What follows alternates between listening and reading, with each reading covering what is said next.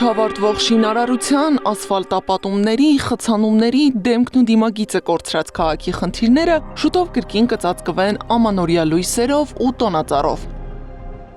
Քաղաքային իշխանությունն սկսել է ամանորյա ձևավորումը 2 ամիս շուտ։ Աշխատանքը բաժանել են 5 փուլի։ Առաջին Հանրապետության հրապարակի գլխավոր տոնածառի, ճյուղերի եւ զարդարանքների մատակարարումն է։ Այս փուլը շրջանցել են, ոչ մի կազմակերպություն հայտ չի ներկայացրել։ Ուստի մեկ անձից գնման միջոցով 50 միլիոնի փոխարեն 18 միլիոնով որոշ սարքավորումներ ձեռք կբերեն զարդարանքի համար։ Երկրորդ հրապարակի երկող շատրվանների տարածքի ամանորյա ձևավորումը։ Երրորդ Սուրբ Ծննդյան տոնավաճառի կազմակերպման աշխատանքներ։ Չորրորդ գլխավոր տոնածառի լույսերը վառելու արարողության կազմակերպում։ Հինգերորդ ամանորյա լուսավորության եւ ձևավորման աշխատանքներ քաղաքի տարբեր վայրերում։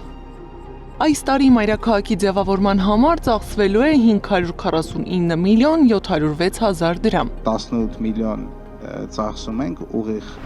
բերում ենք որոշակի խաղալիքներ ենք ձեռք բերում, որպեսզի ընդհանուր տոնածառի տեսքը, ասենց ասեմ, անցած տարի էլ ինձ թվում է լայն հարությունը չի նկատել, բայց կոնկրետ հատված կար, որ արդեն նոսրացել էր ճյուղերի եւ ես օրինակ անդադ նկատում եմ, անդադ պարոն Առաքելյանն դարձով անհանգստացնում էի, այս տարի էլ մենք այս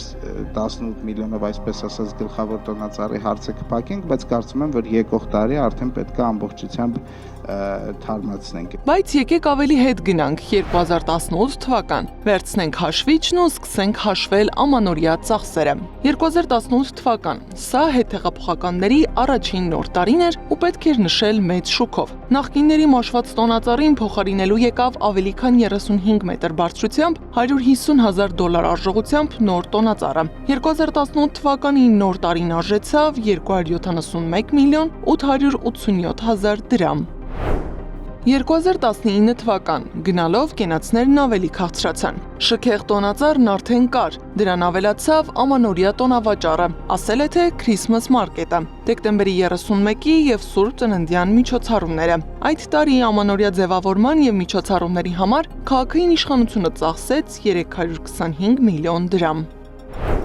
2020 թվական 44-օրյա պատերազմ, կորուստներ տարածքային ու մարդկային։ Մայրաքաղաքում տոնածառ չտեղադրվեց, ոչ էլ ամանորյա միջոցառումներ կազմակերպվեցին։ 100 միլիոն դրամը, որը պետք է ծախսվեր Երևանում ամանորյա տոնական միջոցառումների կազմակերպման համար, պահոստային ֆոնդից հատկացվեց Հայկական Երկրորդ Հանրապետության մայրաքաղաք Ստեփանակերտին։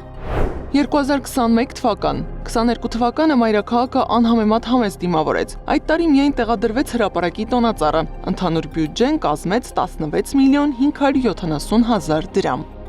2022 թվական նոր տարի մանկական Եվրատեսիլ։ Քաղաքապետարանը հանեց նախորդ տարիներին չծախսածի տեղը։ Դեռ մի բան էլ ավելի։ Հայաստանում անցկացվելու էր մանկական Եվրատեսիլը։ Միջոցառումներ, տոնավաճառներ քաղաքի տարբեր հատվածներում, շքեղ եւ թանկարժեք լուսավորություն ամբողջ մայրաքաղաքում, հատկապես կենտրոնում եւ մարզահամերգային համալիրի տարածքում, որտեղ էլ անցկացվեց մանկական Եվրատեսիլը։ Նախորդ տարվա լուսավորությունը թանկ նստեց նաեւ հուշարձանների ցանկում ներառված թամանյանական շենքերի վրա։ Բացվեցին անցքեր, որոնց վրա պետք է տեղադրվեին լույսեր։ Թեպետ քաղաքապետարանը վստահեցրեց, որ դրանցով շենքերը չեն վնասվել, իսկ ամանորից հետո բոլոր անցքերը փակվելու են։ 2023 թվականը Հայաստանը դիմավորեց զրո անվտանգությամբ եւ շրջափակված Արցախով։ 2022 թվականին Երևանն ամանորյա միջոցառումների համար ծախսեց ռեկորդային 829 միլիոն 563 հազար դրամ։